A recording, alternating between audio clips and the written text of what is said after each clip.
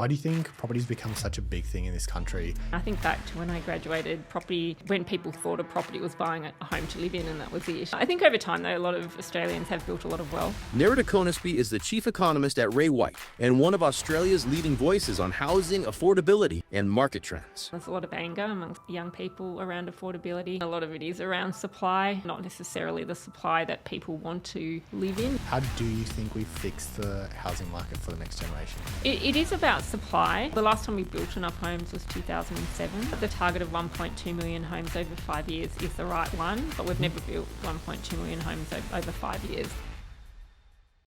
Nerida, welcome to The House Story. Thank you. Thanks for having me here today. I'm excited to walk through your journey today, but also get insights from you on the property market. Yeah. But why don't we start with, what does the chief economist of Ray White actually do? Yeah, so I've got a team of 7, and there's I guess there's 3 components of it. One of them is media. So I deal a lot with the media. I'm on ABC Breakfast regularly, also Sunrise. Talk to the newspapers a lot. I write content, so a weekly article on various property trends. We also produce big reports on luxury markets, for example. Just produced our regional property report. So with the team, I wrote that. And then the third component is a lot of public speaking. So I do a lot of events. So those events can be for Ray White offices, ranging to big property council events, and across the gamut of topics. I mean, it can be, should you buy your first home, to what's happening with build to rent and what does it mean for institutional property. So it's a pretty wide range of topics that I cover. Yeah, that's a lot. How did you get into this space? Where does that come from? Yeah, it's interesting actually, because I studied economics and econometrics, and I graduated in the 90s when there was very high unemployment in Melbourne. So I had 3 options. At the time, most economists went to banks. So I could go on a bank graduate program. I got offered a role at the Department of Transport in Canberra, and then I got offered a role building forecasting models for a company called Jeb Holland Demazi that ended up becoming part of Urbis. So I chose that one. I got to travel a lot. I got a Diners Club card and got to go in lounges, so I thought it was very glamorous. But it set me on a journey into property, and at the time it was very unusual. Property wasn't the hot topic like it is now, but really interesting work. I mean, particularly working with some really big property owners at the time as a young person was really interesting, and also just getting to understand property was quite fascinating. Why do you think property's become such a big thing in this country? Especially, I feel like since post-COVID, it's just become even bigger. But I feel like it's over the past 10, 20 years, it's become a huge thing. Yeah, it's fascinating. I think it's, there's lots that's happened over that time. I think back to when I graduated, property, when people thought a property was buying a home to live in, and that was the issue, and property investing wasn't so popular at all.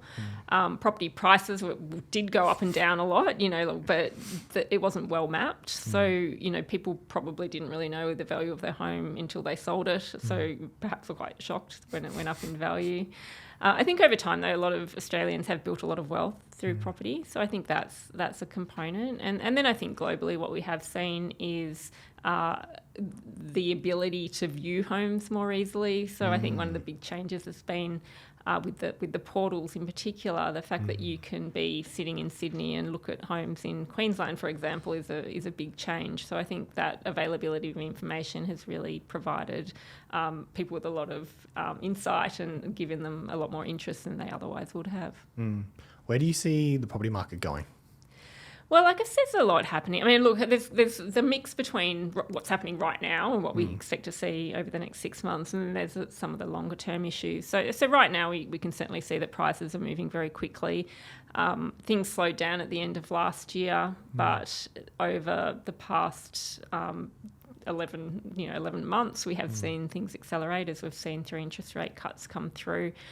We had a shortage of stock that seems to be getting resolved, but We do also have quite different performance comparing places like Perth, which is very, very strong, comparing it to, say, Melbourne and Hobart, which are a lot weaker, but are improving. Yeah. And then you have things like the 5% deposit scheme, which is really adding a lot of heat to the cheaper end of the market. So there's a lot happening in terms of pricing at the moment. It is accelerating.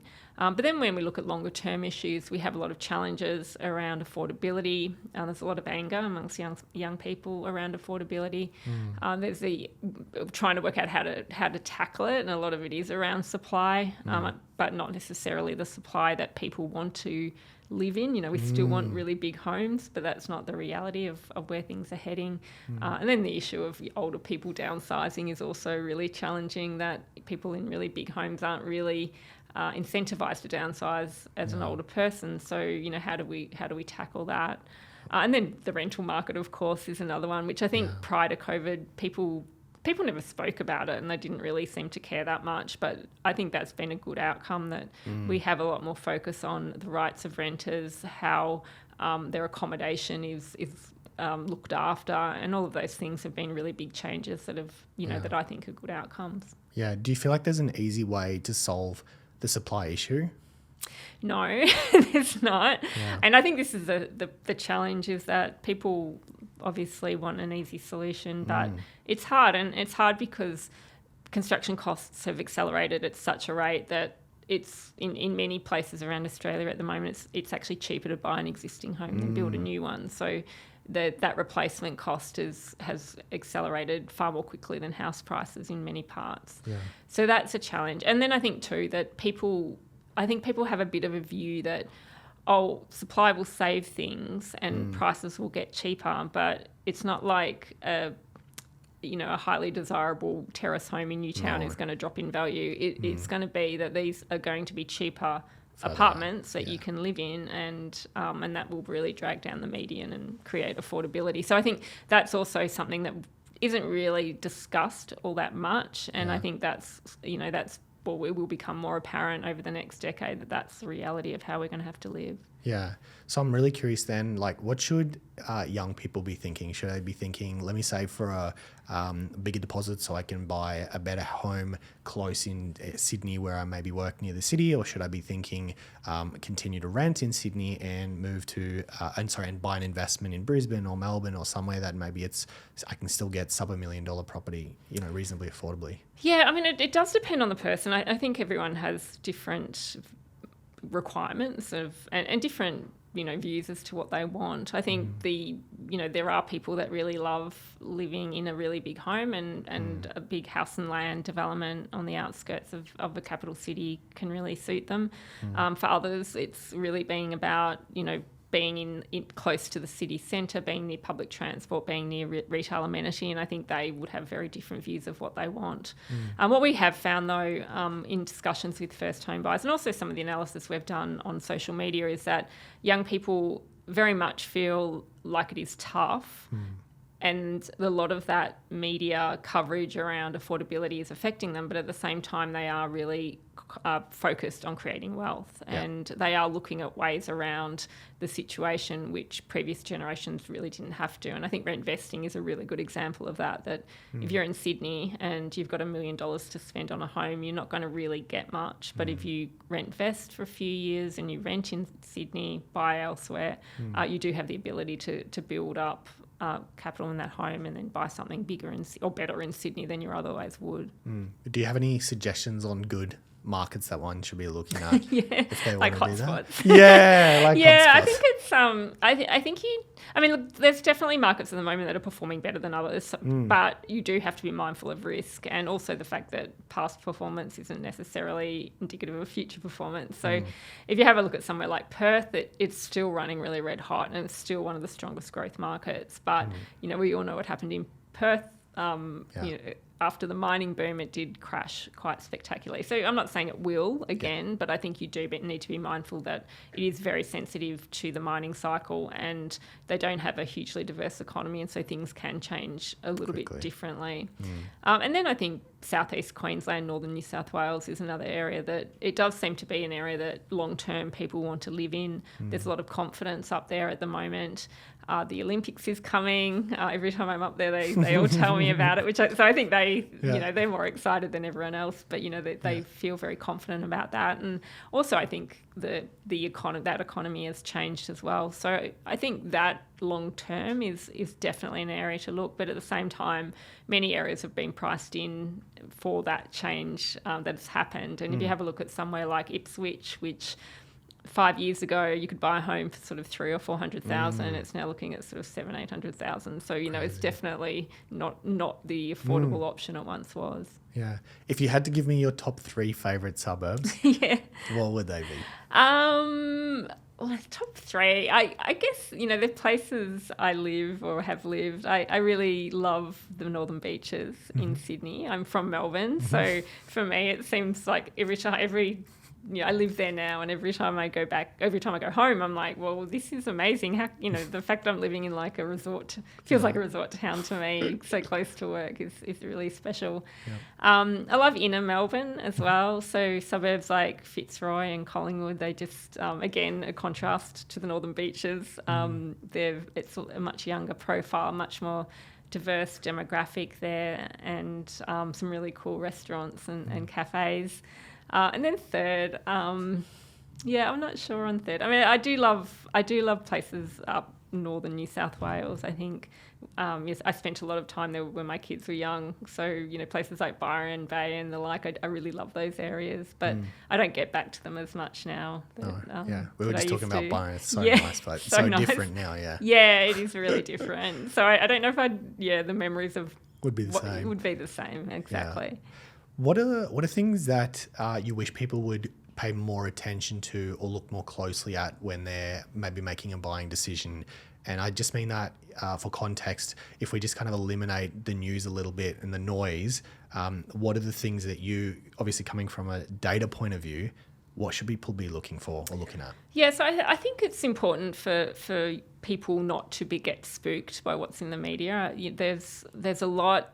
I mean, we know Australian property is incredibly expensive, and on global affordability rankings, Australia is the least affordable country in the world. So there's no doubting that that's the case, but there are affordable options, and it's quite a different message in somewhere like Adelaide, for example, which is still quite affordable to buy into compared to, say, Sydney, which really isn't. So I think you do need to be mindful that the media does tend to concentrate on what is extreme. If the media came out and said, property market's fine, buy here, that's pretty stable, no one's going to read it. So you do need to be mindful that they are what they're covering is often quite different to the reality. Yeah. So don't be spooked. I think you do need to be more educated now. So I think that's the other part of it. And it's easier to be educated. So, for example, if you are looking to buy a property in a suburb, it's very easy to get comparable sales. So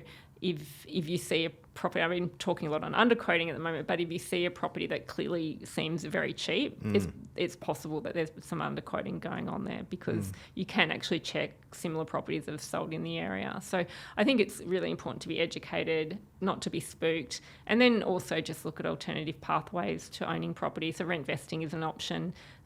Buying an apartment first instead of a house. I think don't get stuck on rules. People say buy a house, don't buy an apartment. But, for most first home buyers, that's the reality. You do need to buy an apartment first and get your foot on the ladder. Yeah, that makes sense. My younger staff always look at me and say, Tate, I feel like the property market's in a big bubble in this country. Oh, yeah. What do you think? I don't think so. And the reason I think it's very unlikely. And the reason being is that we can't build at the rate to replace homes. And so as soon as that replacement cost is higher than the actual value of the homes, it does suggest we're not in a bubble. There's always going to be volatility in property markets. I mean, it's not as volatile as Bitcoin or gold or whatever, because people can't trade quickly. So that's, by its nature, it's very expensive to trade. So we don't tend to see that speculation. Yep. But the idea of a bubble, it has been discussed so much throughout my career. It's never popped as such. Yeah. It does seem very unlikely. I mean, but then I suppose another point to make is that we do see at suburb level or even region level, we have seen bubbles, and a really good example is the Pilbara that We've done quite a bit of work on mining regions in our most recent Regional Australia report, and that was fascinating because in 2012 it was sitting at around an 800,000 median, and it dropped to like 200,000. So only nearly back to where it was now in 2025. So bubbles happen, but they tend to be in markets that are very dependent on one industry, very much factors that are quite different to big capital cities like Sydney, which haven't been building enough property for since 2007, and so have significant structural issues which are keeping prices high. Yeah, that's such a good point. I didn't know Pilbara had such a big drop. Terrible. Wow. Jeez. What do you think is going to happen with AI? Yeah, it's interesting to see how it's playing out. I think there's some things with AI that make it really useful for property. I mean, things like if you're looking to, I'm not looking to build an apartment block, but, when people are looking to build apartment blocks, they can use AI to try and work out the best, whether how many 2-bedroom apartments they put, or, the mix of housing types. It's been quite useful. I've seen some AI that does that. I think too, the flow of information, also the way that people search for properties. At the moment, if you're looking to buy a home, you are on a portal, but increasingly AI is going to play a role. So, how does the industry navigate that? I think everyone's still trying to work that out. Yeah. And then I think where it will, I hope it really does make a difference is in construction, because that's the problem we have at the moment. It's just really expensive to build. We can't get the labour in. And if we can somehow move to a more modular system, which AI should help with, it will ideally bring down costs quite significantly and really help us to build a lot more efficiently as well. Yeah.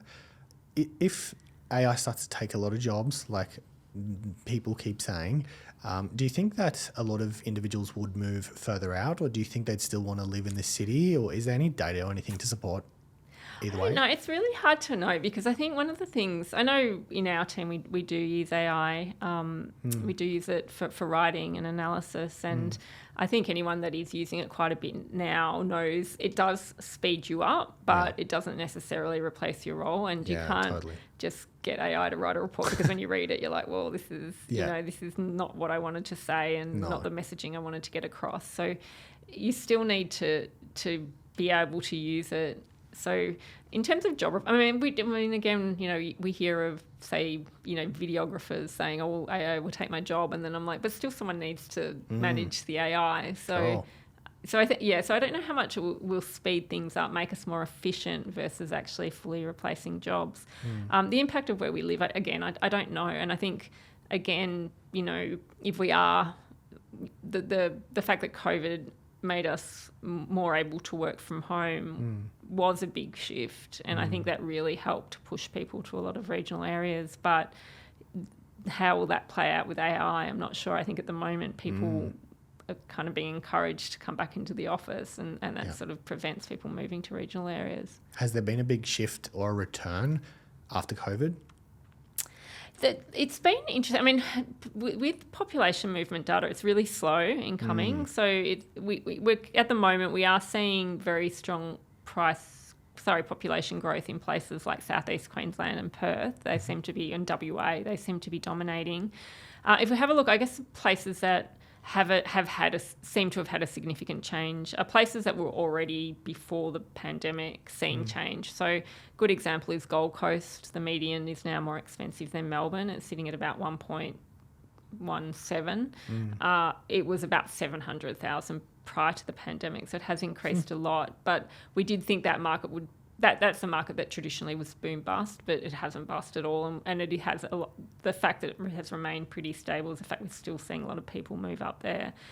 Similarly, places like the Central Coast, Wollongong, they were areas that people were moving to because of affordability and lifestyle prior to the pandemic. The pandemic accelerated it, and we haven't really seen a fallback since since a lot of the impacts of the pandemic have drawn back. So I think those are the areas that we'll continue to see pretty good growth, primarily because either their economies have changed or they are seeing population or people that are moving there because they can still commute to a big city.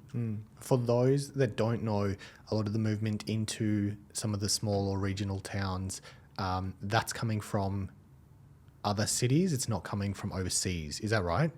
Yeah, mainly. I mean, what we see with international migration is people tend to land first in Sydney and Melbourne, and then they tend to spread out. So I guess one of the changes since the pandemic, we have seen more people move to Queensland. So Brisbane has seen a greater share of international migration. There are some schemes that encourage overseas migrants to regional areas, so particularly areas where they do need workforce, more workers. There has been a few schemes to try and encourage them to regional areas. But I think the bigger change has been around interstate migration. So what we have seen is a lot of movement from Sydney and Melbourne up to Queensland, and that was very high during the pandemic, but we haven't really seen it pull back considerably. What are common economic myths that you still hear that you wish you didn't? That'd go away. That would just disappear. I'm trying to think. I think with regards to housing, it is things like, okay, so one would be the Reserve Bank won't cut rates because of the housing market, which is the Reserve Bank's main aim is around keeping inflation under control while keeping full employment. So that's their primary goal. They do look at the housing market, but if inflation is running rampant or unemployment is really bad, then the housing market will be secondary. So I guess that's one. And then I think the interplay of housing markets is also one that is frustrating, but it is hard to explain to people that schemes like negative gearing, which have contributed to house price growth being more than it otherwise would have, has also provided a very steady stream of rental housing in Australia and has kept rents much more affordable over the long term than they otherwise would have. And I think this was lost back when the Morrison government got in the second time. And I think a lot of that had to do with the fact that the opposition were wanting to scrap negative gearing.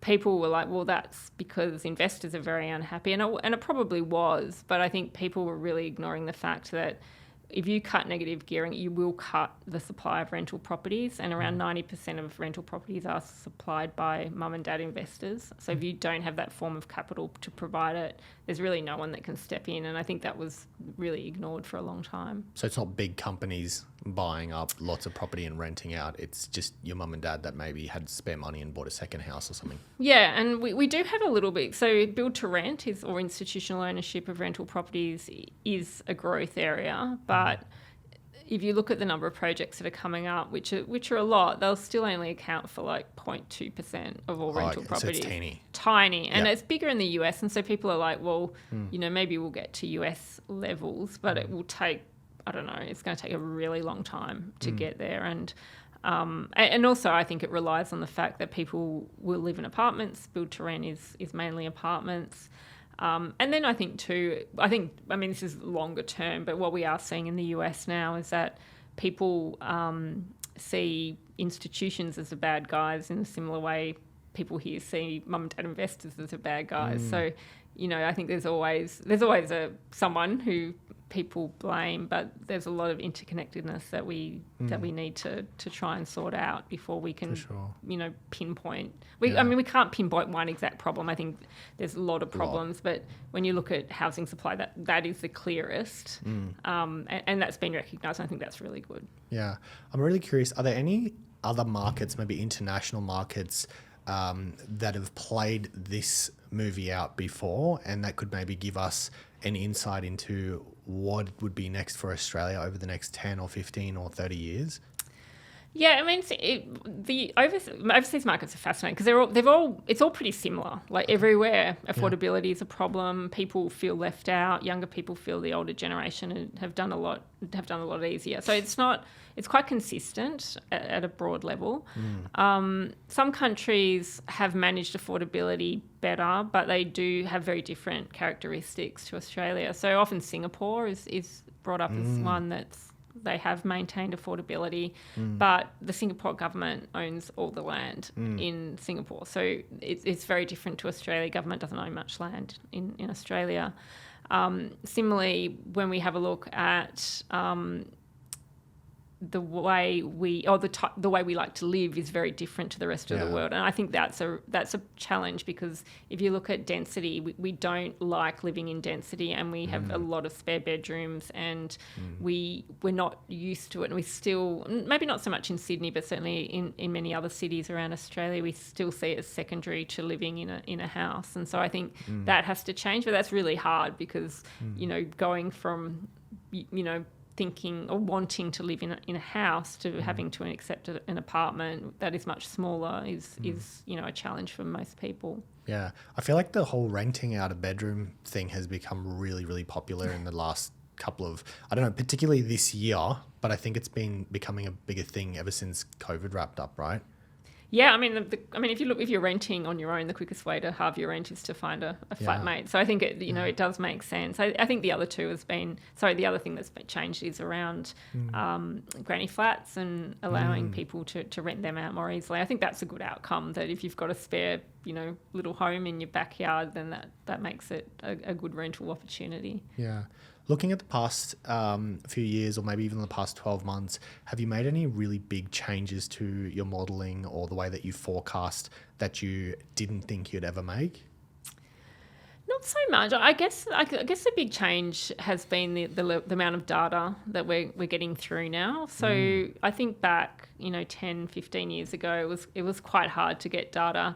Now it's certainly Ray White, we've got all listings, we've got all sales data, we've got a lot of data on auctions. We can we know open home data, so we can quite clearly see what's happening. I think though what I do rely on to see the quicker shifts is also talking to people on the ground. And it was really interesting. End of last year, I went to Brisbane in, say, September, and then I went in November. The November data that was at the time coming through, was up to end of October, and so I went to Brisbane, like, things are still looking pretty good here, and the agents, a few of the agents, like, oh no, it's actually really changed. Like, we've found the last couple of weeks open homes have been pretty tough, and then it came through in the November data. So it was only a couple of months before rates were cut, but I think that's something that's also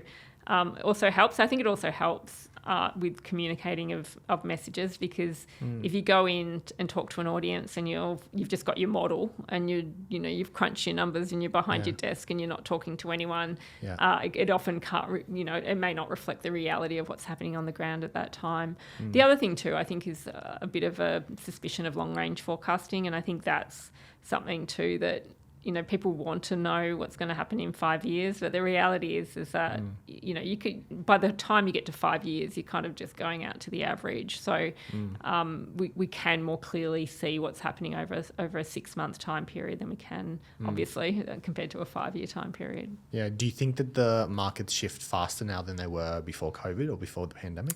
I don't think they do, but I think because we've got the information, we can see it. And I think, again, coming back to the fact that, my parents, when they bought their house and then sold again, it would have, they were like, oh, well, it doubled, that's amazing, housing's so good. But the fact is they wouldn't have seen any of the interim changes that occurred in that suburb over that time. So I think now, you can go on to a portal and see the value of your home right now, and that's amazing. That's quite a significant change to where things were.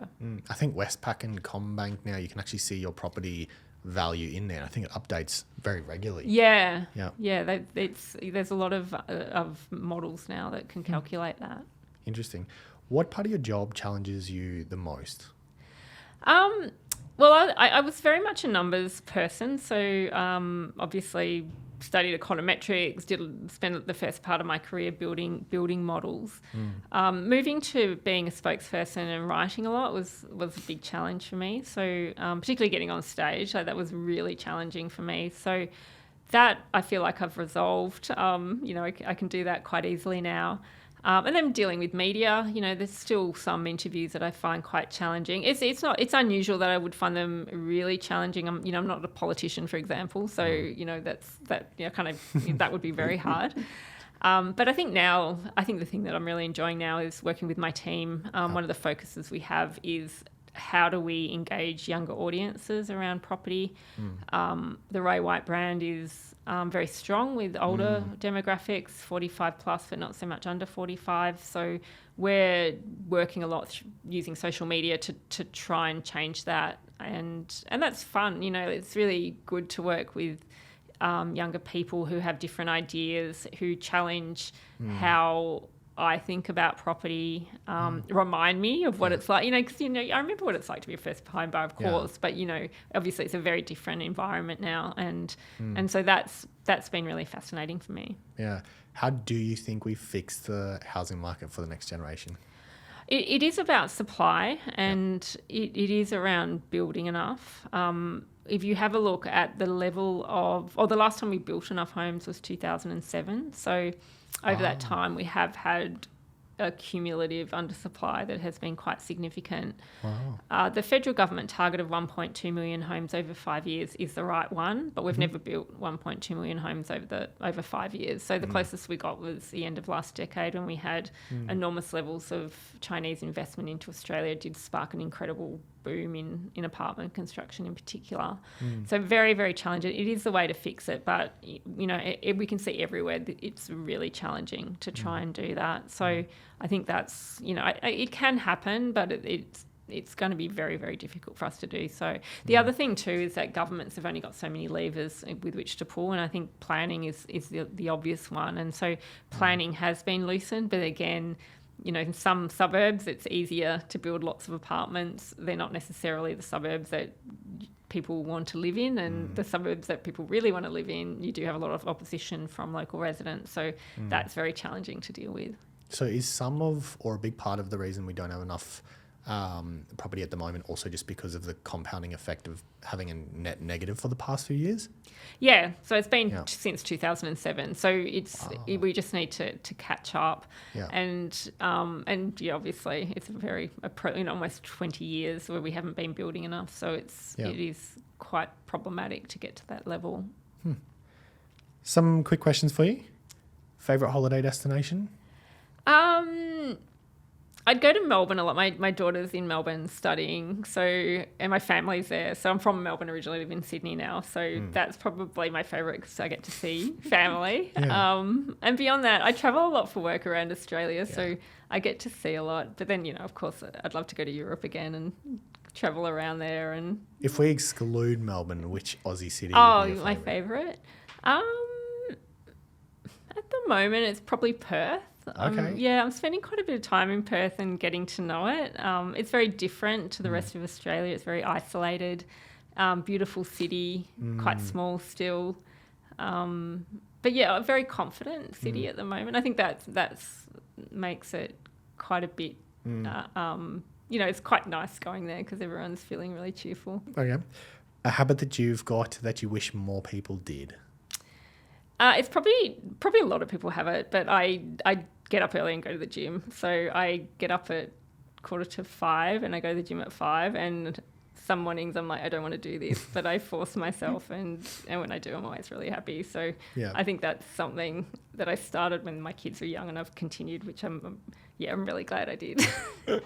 And a life lesson that's had the biggest impact on you? I think that the benefits of really going beyond what you're comfortable with has been a big one. I think the periods in which I've thought, I can't do this, or I'll make a fool of myself, but push through anyway. I think that's paid off for me. And probably that's a big one, is don't worry too much what people think of you. And I think a lot of younger people, particularly early career, it can hold them back, that they're like, maybe I'll embarrass myself. My peers will think I'm silly, or when you start to get a much bigger profile, the media will think I'm silly, or the public, and it's like, well, I am who I am, and either you're going to like me or not like me. It's not up to me to choose that. So I think that's really important.